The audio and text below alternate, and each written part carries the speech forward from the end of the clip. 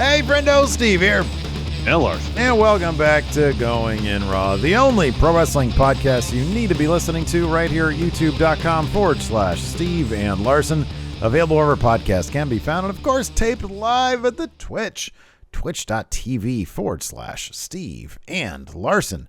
We have a lot to talk about today. We've got Vince McMahon possibly being some sort of immortal, Lio Rush's current contract situation, and the WWE dialing up recent releases to see if they'll come back to the Royal Rumble. But first, let's go ahead and talk about the World on GCW. Is the big pay-per-view event. Not a, what do they call it in WWE? A premium live event? Wasn't that? Live event. Because you can't get a premium live event on your remote control with cable television. No, there's no channels that sell premium live events on cable television. Right. These are pay-per-views, man. Mm-hmm. So this was GCW's big show at the fabled Hammerstein Arena Theater, whatever. Which looked different because they painted the interior. It didn't look the same to me. They also filmed it different. There was that giant, vast negative space back there. Yeah, they put a giant curtain up. Yeah, that's where the entrance ramp was. Yeah. Yeah. Oh, thank you, Karen. The Hammerstein Ballroom. That's what it is. What'd you call it? It's the, I don't know. I started stumbling over arena, stadium. I said jokingly arena and stadium. Theater. That's what I called it, I think. The Hammerstein Theater. Whatever. It looks like a theater with all that's how I imagine the Ford's Theater is. Yeah, no, with all the balconies there. And then a dude bang, bang. So anyways, we're going to talk about that. Of course, this weekend, we've got the Royal Rumble coming up. Mm-hmm. That should be a lot of fun. I posted up a thing on our community tab this weekend asking people, hey, if we did like a retro review on one of the past Rumbles, what would you like to see? And a lot of people said 1992 Rumble. Well, they're in luck, Larson, because we already did that. Yep. We did it 3 years ago, and it's on the channel right now as like the little, whatever you call it, the featured video, the trailer video that's supposed to be there. Well, I put it up there. If you want to check it out, it's on the channel in the audio realm. You probably just hit search or whatever. You type in 1992 Rumble, and it should pop up, I would think. So you can check that out. Yeah, we did it a couple years ago, so I don't think we've changed all that much. I certainly haven't seen it since then and have changed any opinions about it since then. Yeah. And yeah, White Brownie here in the chat says 2001 should be on the top of the list. Everybody else was saying 2001, so I don't know. Maybe it's something we'll consider. But in any event, we're going to be watching the Royal Rumble this coming Sunday right here at the Twitch. Saturday. Sorry, Saturday. I keep on forgetting they're changing these things, aren't they? Yeah, they are. That's cool. I like that. At least during the football season, they're changing it. Oh, you think they're going to go back, huh? Because it's the conference championship games on Sunday. Yeah. Dang MQ says, wasn't that back in the Office years? Correct. That was when we were in the Office, 2018. Yep. I watched a little bit of it too, man. I got to say, back in the Office days, there was a period when I think we were a bit on the low energy side. Not saying that we're like super high energy, but we were starting our workday at 9 a.m, and I'm not equipped to do that. What were we thinking? I don't know. I'm not a morning person at all. Oh man, so I'm barely an afternoon person. What did you think of? Do you want to do this first, or do you want to do the news? Yeah, we first? can. We already introduced it, so we might as well do it. Yeah. I'm not the most well versed in GCW's product. I've seen some matches here and there. I've seen maybe one entire show. I've seen plenty of clips on Twitter. I know I have names and images attached to the promotion GCW. And I understand they're on pay-per-view. That comes with some limitations in terms of length of the show. It seems obvious the main event was truncated because they were coming up against their hard out for the pay-per-view. During our watch-along last night, one of the friendos said in New York, you can't have blood in matches. Well, that means no death matches. And not that that's a necessity for a GCW show. I don't necessarily think it is. But when people hear GCW, that's an expectation, I think, is a hardcore match or something. I thought the first half of the show was really, really, really, really, really, really, really good. The Matt Cardona, Joey Janela match kind of took the steam out of it for me because it was so ridiculously overbooked. I understand that was the point. But, it got to the point where it went beyond ridiculous, beyond satire, if you will, to just being kind of silly. and too much, and just kept going and going, and the match was way too long.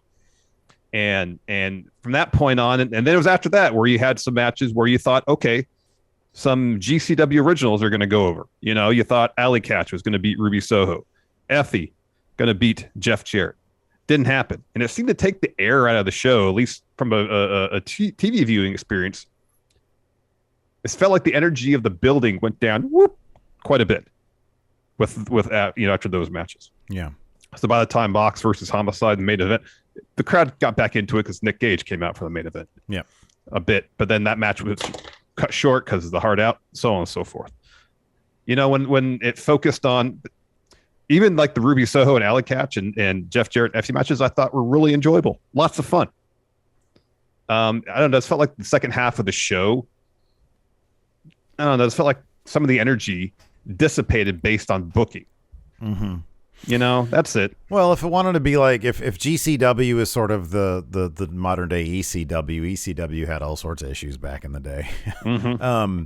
Their shows run even all the time. Yeah, it's interesting because we do have two different points of view here, because you're not as familiar, and I'm by no means an aficionado of GCW, but I do endeavor to watch the shows when I can. I am a bit more up to speed on who's there and what they generally do, and I thought it was interesting that like.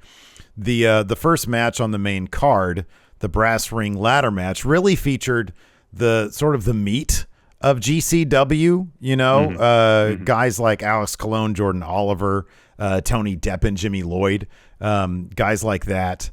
Even in the scramble match that was the Pabst Blue Ribbon scramble match, had guys like Shane Mercer, who I'm a big fan of, had Jack Cartwheel there. So, but even I will say this about GCW, show to show, you don't really know what you're going to get. The production value on a show to show basis, because they have kind of like a weekly, almost pay-per-view model, kind of like an old TNA type thing. And they could be in a small venue. They could be in a somewhat larger venue. Sometimes their venues are outside. Sometimes they're backlit, because like there was one show where we were just laughing our asses off because we were watching some of it, and like it was like there was no lighting. They were kind of in an outdoor area where there was just like there was like a roof but no walls or whatever, you know, whatever that would be called. Yeah. And like all the light was coming in, so you couldn't even see really who was wrestling. It really varies match to match or show to show what you're going to get with GCW. Yeah. So I'll be honest with you, I'm not even sure if there is a thing that's necessarily representative of GCW. Like you said, they do death matches, but it's not the only thing they do. Exactly. And it's not even the majority of what they do. So I think it's probably more often than not, when you're scrolling through Twitter and you see GCW clips, usually it's some crazy thing that they had going on in one of their shows. Usually obviously when you have somebody like Akira eating glass tubes, that's going to show up on Twitter, you know, whereas some catch can stuff probably isn't. But they run the gamut. They have a lot of different stuff. This was a big celebratory thing for GCW because the Hammerstein's a big deal, and first time on pay-per-view. So I understand the idea that you want to bring in some names to really advertise it. They brought in Ruby Soho. Well, evidently, and this is just my pure speculation, so take it with the grainiest of salts, right? You can't bring in Ruby and have her lose because she's on cable television. Now, I don't know if that's true. Maybe it was Brett. Maybe Ruby's like, yeah, dude, let me lose. And Brett was like, no, you need to go. I don't know what the decision-making process was, but that did kind of it seemed like it took the air out of the building. I'll be honest, besides that and that Cardona match, which I don't know who would have approved 45 minutes or whatever it was. If it wasn't 45, it felt like an eternity. Felt like it. That was on my worst matches of the year list. That was terrible. If you take the decision for Ruby out, you take the Cardona match out, I thought it was a thoroughly entertaining show. I thought it was a really, really entertaining show. Unfortunately, that Cardona bit just took the fucking energy out of the building. So, yes, the Cardona match was the longest of the shows, just on Wikipedia with the match links. According to this, it was only 19 minutes and 43 seconds long. Not a chance. It felt like double that. Yeah, it was only 20 minutes. That's not. And here's the thing. I love Matt Cardona. His work in GCW has been spectacular. His feud with like all the GCW originals last year, especially like Nick Gage and Effie, that stuff was on my personal best of list. Yeah. It was fantastic. And I thought his entrance, it's just, you had Virgil, you had Hornswoggle, you had whoever that giant dude was, you had Brian Myers, you had the early turn from Chelsea.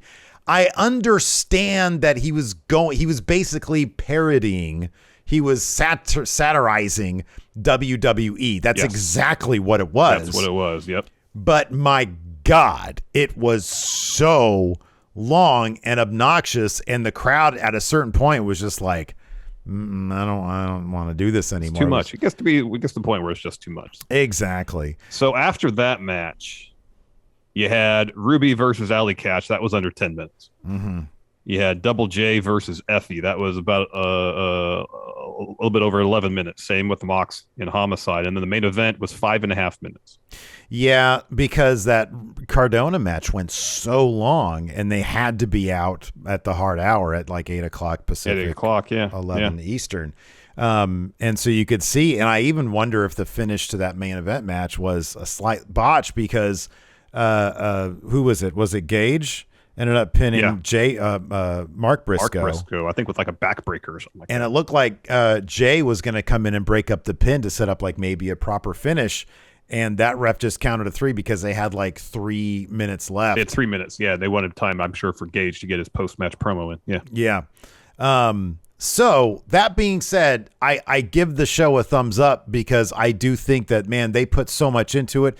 The Team Gringo Loco versus Team Bandito match was absolutely phenomenal. That was awesome. Blake Christian and Lio Rush had a really great match.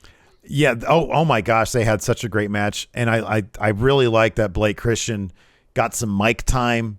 I think he's going to be doing some cool stuff for Ring of Honor because he's calling them out. He wants his chat. That was supposed to be Jonathan Gresham versus Blake Christian for the Ring of Honor title. And then even Moxley had Homicide evidently kick out of like one regular paradigm shift, one paradigm shift on the chairs, and then he won with a third one. And so that was a cool moment for him. So there was a lot going on in that show, and some of it was not pretty in terms of just like the booking aspect of things. But all in all, I'm not going to crap on the show because I thought that they gave it a lot. And I thought, I'd give it a thumbs up for sure. Wasn't the perfect show, but then GCW shows are kind of all over the place anyway. Yeah, I mean the positives far outweighed the negatives, and all told, it was a really fun show with some fantastic wrestling. I think coming into it as a relative new GCW viewer, I know expect the unexpected, so to say, in GCW in a lot of different facets, including presentation. Yeah. And so I don't know. I think more than anything, it was just the Cardona stuff too much, and then some of the booking decisions were kind of made you scratch your head. But in terms of the wrestling, the quality of wrestling, by and large, you can't quibble with that. Up until top to bottom, the quality of the wrestling was great. Because if you're looking at this, like up through the Blake versus Lio match, that was a killer show. And then you have the ridiculous Cardona stuff, which honestly, you shorten that by you get rid of 60% of the overbooking of that. Like, do we need Virgil to come out and make an appearance? Do we need the Hornswoggle bit with that large fella? Do we need that stuff? I get what he's trying to do, but I think it took away from what he was trying to do. And so, and then I like that they had the Mance Warner 440 stuff because, I mean, that was one of the things when I mentioned earlier that brass ring ladder match. When I watch GCW, those are the guys that I actually pay attention to. And 440 had a big deal in bringing GCW to where they are now. And so I'm glad that they got that shine and they brought in sort of a bit of a torch passing with Sabu and Bill Alfonso. I thought that was pretty cool.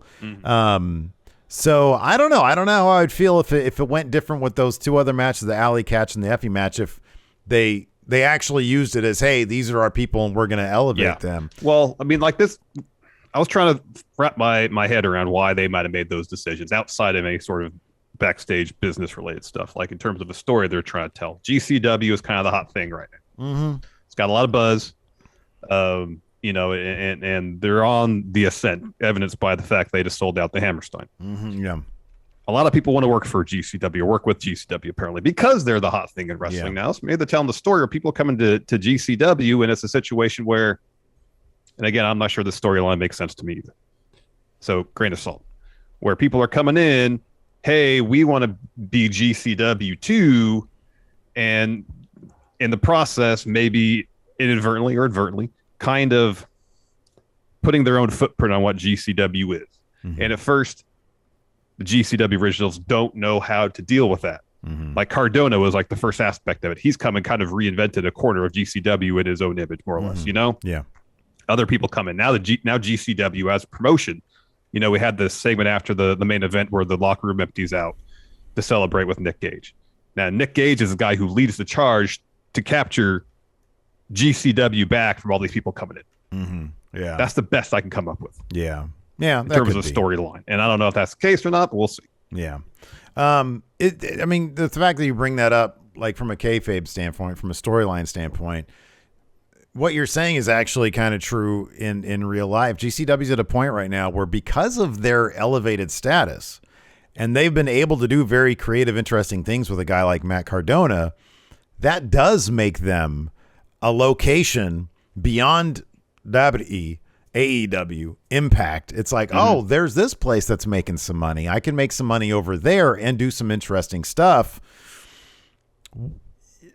Now they're at the point where, okay, they need to be careful about, do we want to be a place where we're bringing on WWE releases?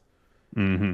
Or do we continue to sort of like, what kind of line are they going to toe now between going with what brought them here, the guys in the brass ring, Challenge 440, Nick Gage, et cetera, the deathmatch stuff, and how much do we want to go with the more polished WWE type wrestler, or even AEW? We're going to talk about AEW expiring contracts here soon. Mm-hmm. What do we do with them? So in terms of like maintaining an identity, it's going to be really interesting to see how GCW proceeds going into the future. Yes, indeed. And maybe they'll make a story about that, and then in 6 months' time, this will all make sense. Who knows? Yeah, probably not. I guess before we move on, we'll do a quick recap of who won each match. The kickoff started with the Pabst Blue Ribbon Battle Royal. Big Vin won that. You say that was 911's kid? Yes, that's what they said on the broadcast. Grim Reaper won the Pabst Blue Ribbon Scramble match, also in the kickoff. The main card kicked off with the brass ring ladder match.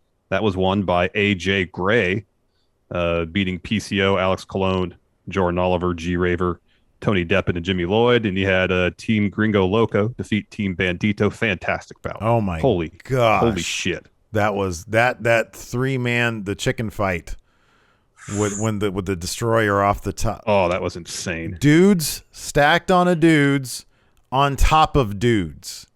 And then destroyer and then that was nuts. I watched that a couple times, but I was like, oh my God.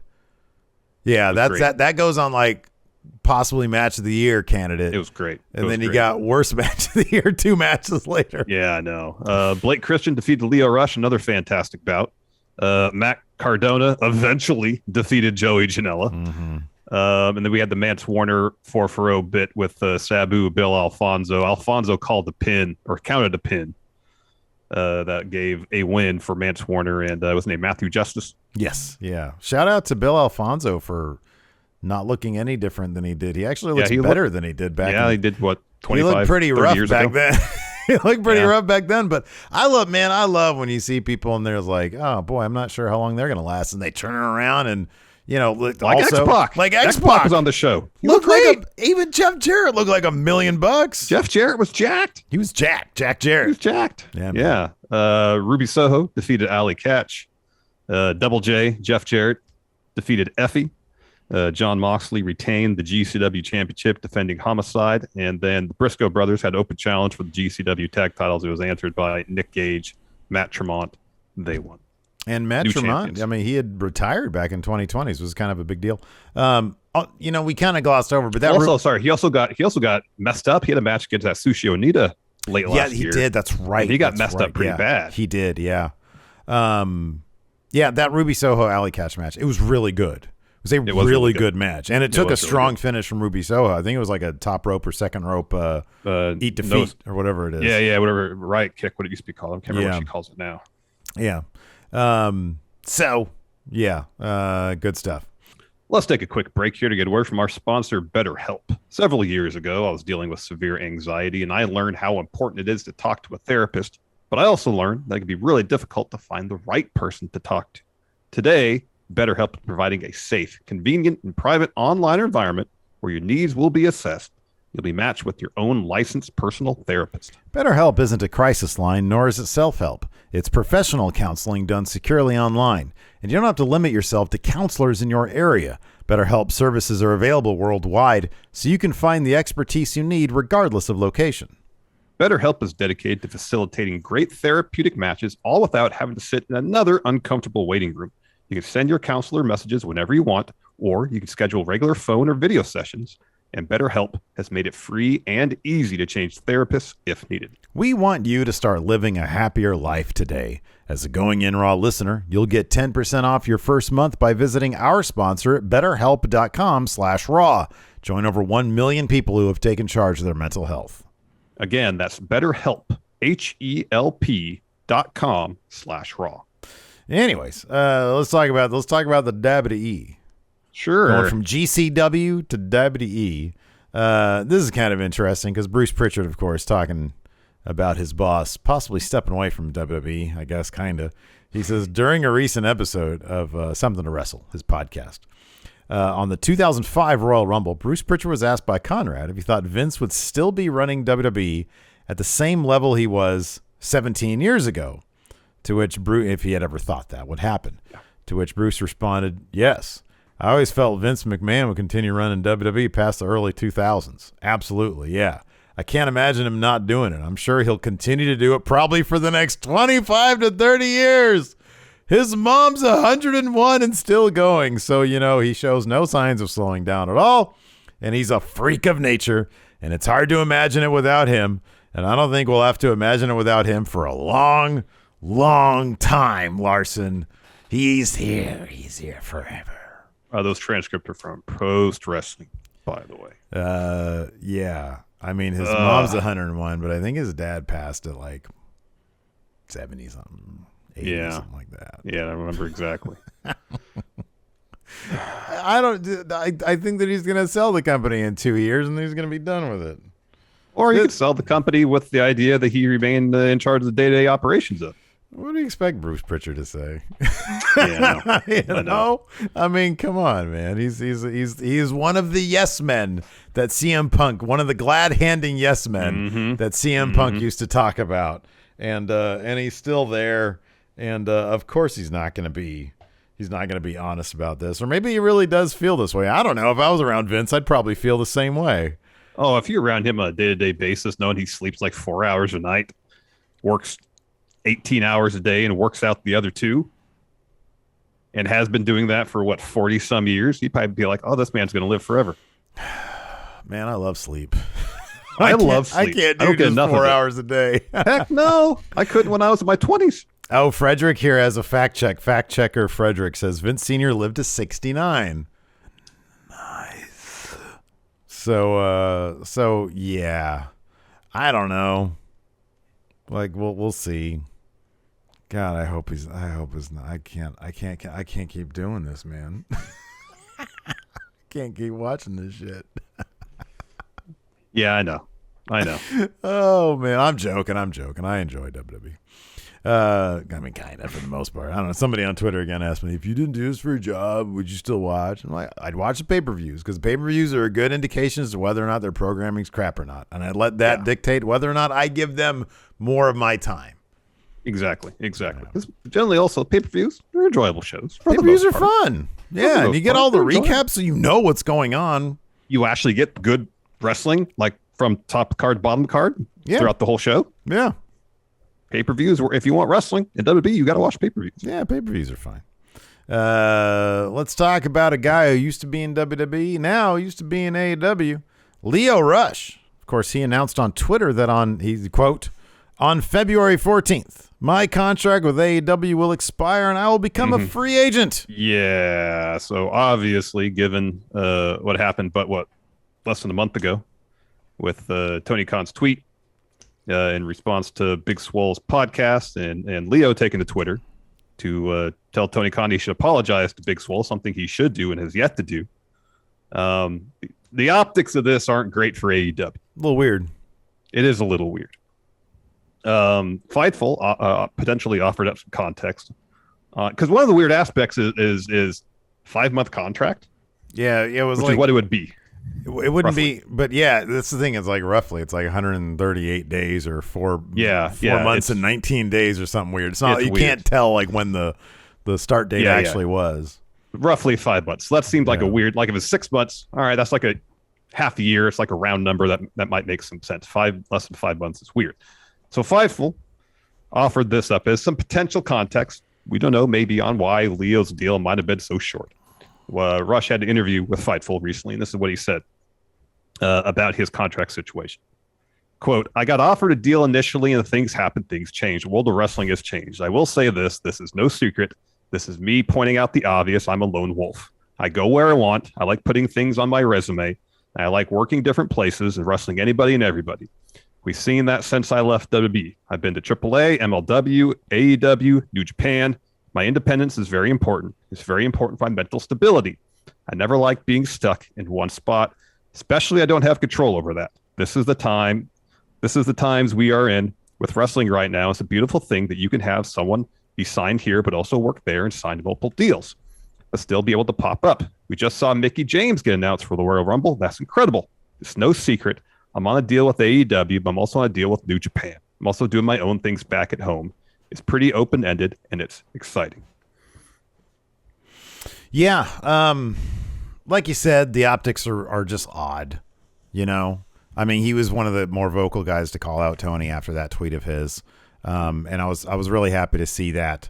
And then this happens. Now, I'm not in a position where I have access to his contract details. I don't have that information. So this could be entirely what it looks like here, or what he says. I like doing my own thing. Maybe he had it written in his contract that all he has to do is give 60 days notice or 30 days notice or whatever the notice would have been here. It would be like 25 days or something like that. Or 21 days roughly. Yeah, about 3 weeks. 3 weeks. Maybe that's the case. I don't know. Yeah, but I will say this. If you're a company, and again, I don't know, you know, we've heard things in the past about, I mean, Mark Henry has talked about, you know, Lio Rush backstage. Again, we're not privy to that beyond what people talk about publicly. But if I'm a company and I see what Leo's doing in the ring, within reason, you try to make that guy happy.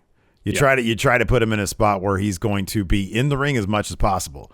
There are a ton of dream matches with Lio Rush that we haven't seen in AEW, and I'm sad that at this point right now we're not going to see them. Now, not saying he can't come back to AEW, and we can get some of those, but yeah, you know, I'm going to follow Lio wherever he goes. He's going to be here in Sacramento in March. We'll be there too, and we're going to be there because he is a special talent. Remember the first time we saw him perform, Ricochet, yeah. I was like, holy crap! It gave me the first time I saw RVD vibes. Yeah, you know, yeah. He was doing stuff in the ring that we hadn't seen anybody do before. Yeah, so it was off the charts good. Yeah. I mean, I don't know, man. We're coming out of the honeymoon phase with AEW. I think people are going to realize, just like every other company out there, they're going to have things that aren't as appealing as we had hoped it would be going into it, you know? And that's just the nature of the business, and you're going to have to make decisions at that point for yourself. Yeah. Following Rush's announcement, PW Insider reported there will be additional departures, or at least could be additional departures from AEW over the next 30 to 60 days, stating, quote, there are several contracts coming up that will not be renewed. AEW will not be announcing the departures, but will instead let the deals quietly lapse. And on a recent Wrestling Observer Radio Meltzer had some additional details, and these transcripts are from WrestlingNews.co. Quote, the rule of thumb is that if Tony Khan signs you for 3 years, then you are there for 3 years because there's guys that he's not using at all that could get cut. There might be discipline reasons for cutting someone. If it's a guy whose contract is up and he's not on TV anymore or not being used, they will probably be let go. He says as far as Joey Janela, he's on the streaming shows and he had a feud with Sonny Kiss. I don't know what his situation is. Depends on how significantly they want to cut people. There will be other people cut going forward. You know, Brian Cage hasn't been on TV since October, I think. Yeah. Did you see that little bit with Taz talking at 2.0? They were doing like some sort of like little, I don't know, it was like a live stream AMA or whatever. I just saw the little video clip. And he was talking to 2.0, and I think it was Daniel Garcia about Team Taz. And he was like, yeah, you know, first we had Brian Cage. He was with us, and, you know, now he's not there anymore. And then and he was about to continue his thought. And what's the what are the names of the 2.0 guys? Oh, Matt Lee and Jeff Parker. Okay, Matt Lee. No, yeah, Matt Lee said, yeah, where'd he go? And Taz just started laughing. It was like, he was like, oh, come on, man, come on. Wow, that's funny. That was pretty funny. I mean, I don't know, man. I think that's fine. If you sign with a place for 3 years, they should keep you on for 3 years, you know? And if your contract expires, so be it, you know? And then if the head of that company has any class, he'll say, hey, thank you for your service, you know? Exactly. Thank you. I appreciate it. It'd be that's one thing that kind of bums me out about WWE is that there seems to be not a lot of that personal touch when you're on the outs with somebody. It'd be nice if they're like, hey, you know what? You brought a lot to the table. We appreciate it. We just can't retain you at this time. You know? I mean, like when Mox left. Yeah. You know, the reports got out that he was going to let his contract expire and leave the company. And I can't think of an instance where WWE actually went out of their way to say, we thank this performer for their contributions to the company and wish them the best. Usually it's just, we wish this person the best in their future endeavors. And it's very formal, very impersonal. But with Mox, you know, they actually issued a full-on statement about it. Yeah, it's not difficult to do. One thing you do is that you don't tweet out that you let a contract expire because you don't like their wrestling after you said you like their wrestling. Anyways, this is kind of interesting. Of course, this Saturday, we've got the Royal Rumble coming up. And apparently WWE they released so many people. Now they're calling up those people because the thing about the Royal Rumble is that there's a lot of people in a Royal Rumble. You need a lot. You need 30. You need 30 people for a Royal Rumble. And they got 2 of them. They got one for men, one for women. Apparently Mickie James isn't the only Impact champion, though, that WWE was looking to bring in for this year's Royal Rumble. Fightful Select is reporting that WWE offered the Inspiration, formerly known as the Iconics in the WWE. They offered them spots in the Rumble. But Cassie Lee and Jess McKay turned down the offer, with Fightful stating that the pair, quote, didn't feel it was the right time to make a WWE return of any capacity because they're happy with their current path. That's awesome. It's fun to say no. It's fun to be able to say, you know what? No, I don't need you. I'm doing my own thing now. That's great. I remember when we told that to our former bosses. Felt pretty good. It felt pretty good, didn't it? Felt pretty good. And look at us now. We're doing all right. We're doing okay for ourselves. Doing all right. Yeah. So yeah, I mean, the Fightful article said other people have been contacted. The Royal Rumble is going to be pretty interesting. Yeah. You know, when they announced the first 19 women for the Women's Rumble, you know, there's some people that were upset that there were so many surprises that were spoiled with the official announcement, and I was like, there's 11 spots left. That's a lot of surprises. There's potentially plenty of opportunities there for more surprises. Yeah. At that point, I mean, because they had named so many people, the legends that were coming back, and then main roster people. There's room for NXT call-ups, and the great thing is, like, sometimes when they bring some of these people back, like we saw this with MVP, and for a brief time Carlito, but it didn't end up working out. They keep them on for a little while, depending on what kind of reaction they get. So I don't know. I think it's probably okay to speculate. Who would you like to see from potential releases that might come back, or who might be likely? Braun Strowman, obviously, is probably. Yeah, I think Braun Strowman's the most likely. Braun's coming back. I'm telling you, he's coming back. I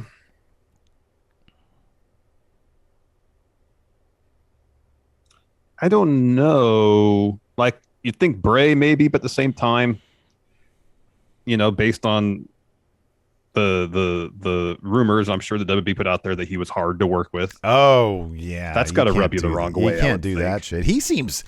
I mean, just the stuff that he's done after that, I would be surprised and kind of disappointed. I want to see what else he could do other places. Exactly, totally. I mean, that he's got a movie coming out. That seems to be a platform for him to tell the stories he really wants to do. I always thought it was kind of an odd fit for these stories. You seem like you really want to tell, to do it in the world of professional wrestling, at least the world of WWE professional wrestling, of sports entertainment, because it seemed like such a weird fit. Yeah.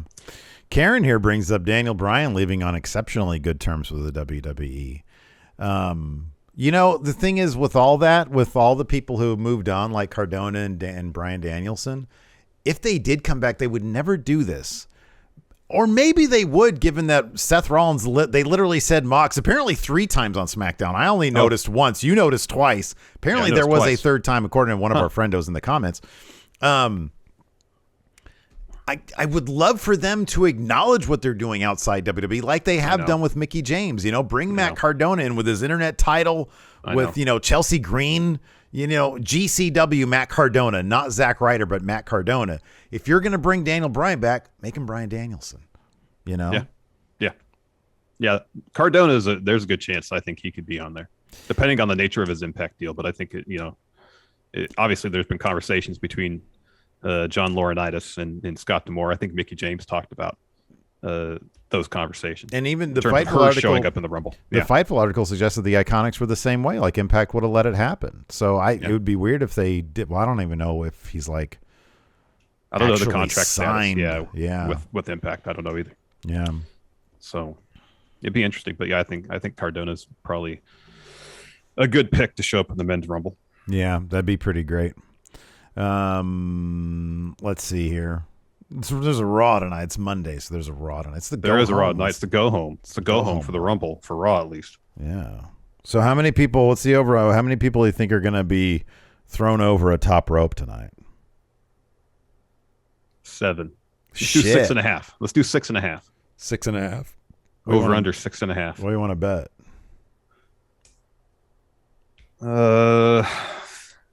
I mean, if it can get me some more prediction points, I'd be interested in doing that. But the downside is it can earn you more prediction points, which I don't want happening. Oh, we gotta get enforcement on that too. No. So you did. I mean, that's worth mentioning briefly. On the road back to Big Red, our monthly G1. Yeah. You picked up quite a lot because you were just like, I got to go on a limb here, and then boom, Ruby Soho wins. I got to go on a limb, Jeff Jarrett wins. Yeah. It was the Jeff Jarrett one that helped me make up some ground. So I'm only down 11 now as opposed to being down 20. Yeah, okay. Yeah. I probably should have been smarter during the Impact show making picks rather than just trying to hit a home run there. But these things happen. We got Beach Break this Wednesday. I can make up some ground there. Yeah, possibly. And then we got the Rumble this weekend. Yeah. I still have time to come back. Okay. Sounds good. Raw tonight. We got a weigh-in between Brock Lesnar and Bobby Lashley ahead of the Royal Rumble. What happened to last week when Bobby Lashley was going to be a comedian in the face? I guarantee they were going to have him stand in front of a brick wall. Yeah. And do some jokes on Brock Lesnar, and then somebody was like, this is a terrible idea. It could be. This is a terrible idea. Then The Miz aims to throw Maurice a birthday extravaganza. That might be fun because it's Maurice. Yeah, Maurice is charming. And then Alpha Academy to test RK Bro's mental aptitude in an academic challenge. I'll be honest, that's going to be funny. I hope so. That's going to backfire, obviously. And it's going to be because of Otis. That's going to be fucking funny. Again, 3 segments announced, not a single match. You know what, man? I'm going into Raw tonight with an open mind. I always go with an open mind. Anyways, you want to answer some questions? Yeah, we can answer some questions. Hey, we got some new patrons, over on the Patreon, patreon.com/Steve and Larson. We've got this new weekly newsletter called The Kip Up. If you want to keep up with your wrestling every single week, we got a newsletter. It's called The Kip Up. Keep up with the Kip Up. See what we did there? We're great. We got match results from all the shows that we cover. We've got all the news bits from the week, along with updates and our take on those news bits.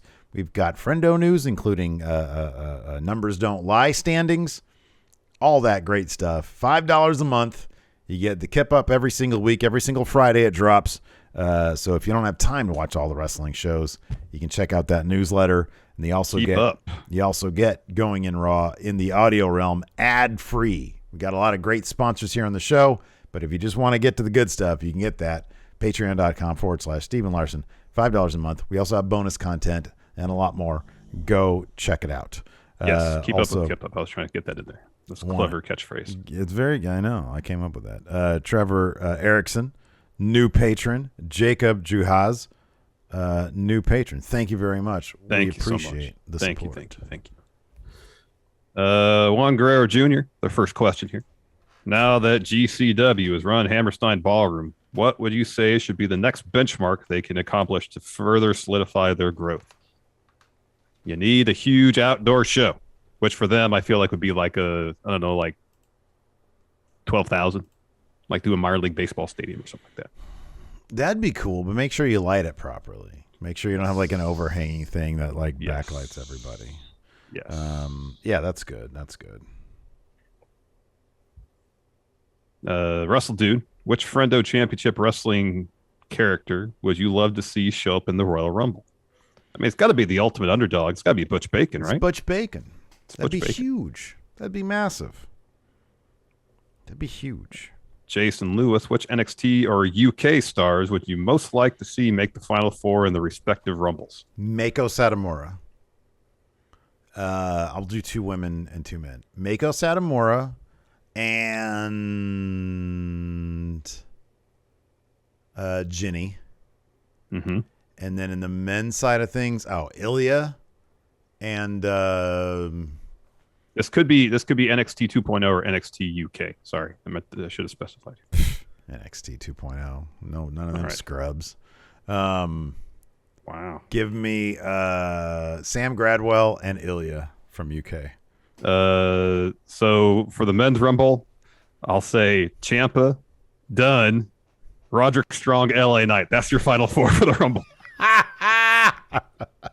Pete Dunne goes over. For the women's Rumble, I'd say Io Shirai. I like this answer is different than yours. Yeah, sure. Io and Kaylee Ray. That's good. That's good. Oh, wow. The Man Turn asks, how many of the Friendo mods do you think it would take to beat Walter/Gunther in a handicap match? Oof.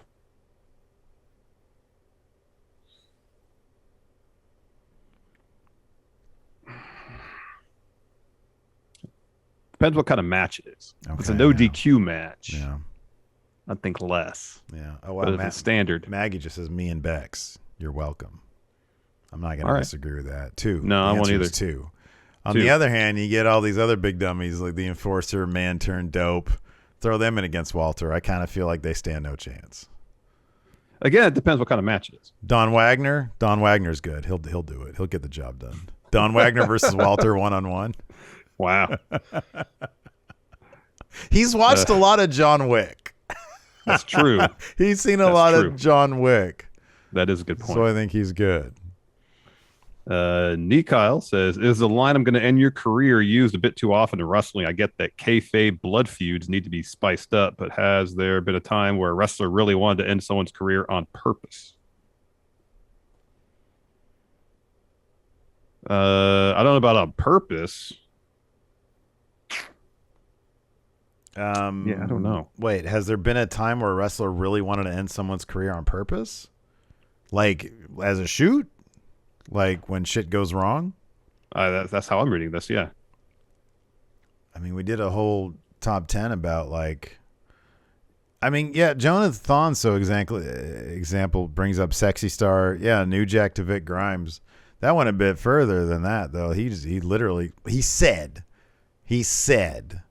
I honestly think New Jack I think that he was just playing into the character of New Jack, saying stuff like, "Yeah, I wanted him to die. You know, I was going to throw him off, and I wanted him to die."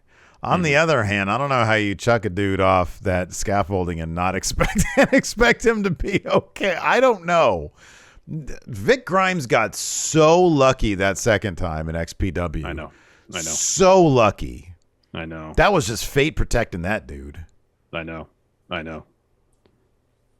Blake Elizondo, what is your favorite thing in wrestling right now, and what can Raw learn from it? It's probably NXT UK because they have pretty simple stories that are motivated.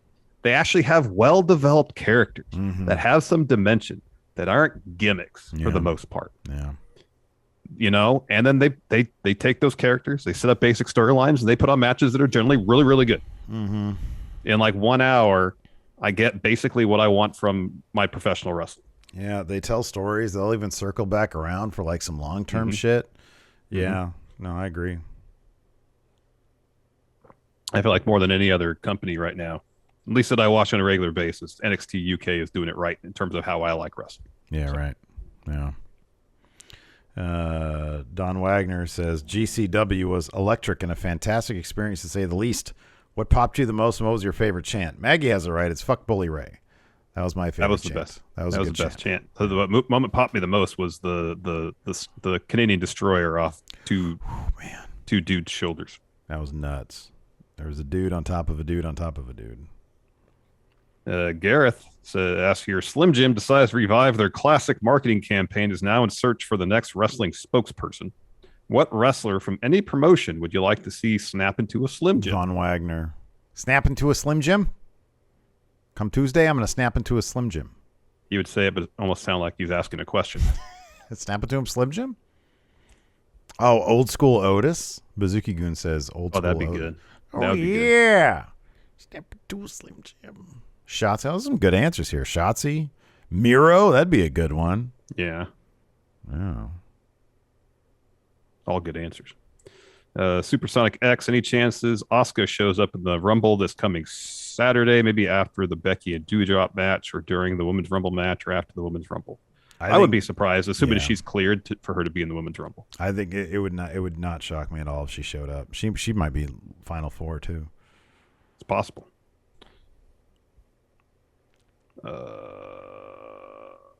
Jerry Tamala says, what do you think about an all non-WWE mixed tag tournament? It'd be cool. That would be cool. I think it'd be neat. That'd be awesome. Just have to get somebody to organize it.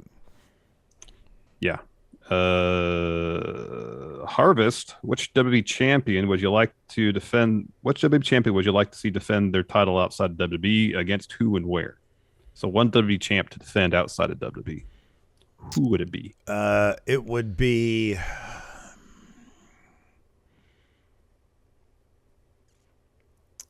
It would be Noam Dar defending his Heritage Cup against Ninja Mac. Oof. That's good. I was going to say Ilya takes the NXT UK title and puts it up at Bloodsport. Oh, wow. What a great answer. That's a good answer right there. Let's see here. Kobe says, my wife is 8 months pregnant with a little friendo. At what age would you let your kids start to watch wrestling, and which promotion? Well, if you're looking to put the little child to sleep, then clearly on Monday nights you got Raw right there. I don't think it's a bad thing to let them start watching. I mean, probably keep the kid away from, like, I would not let Alabama watch GCW death matches. No. Ruby versus Alley Catch. Yay. Akira eating light tubes. Probably a nay at this age. You know, she's like 6, almost about to be 7. So, but generally speaking, the WWE stuff is kid friendly. They don't have gory self-mutilation there.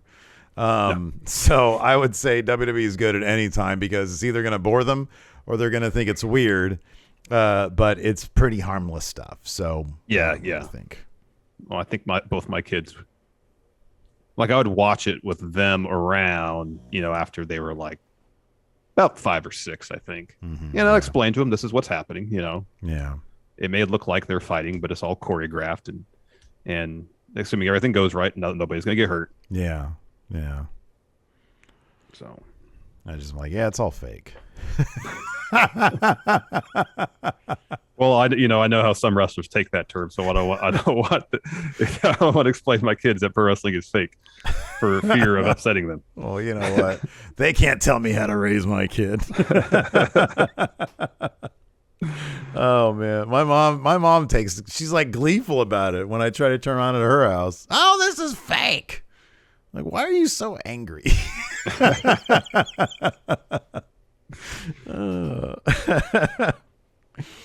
Let's see. I got it. You know what I got to do? That's actually a solid idea. I meant to do this a while ago.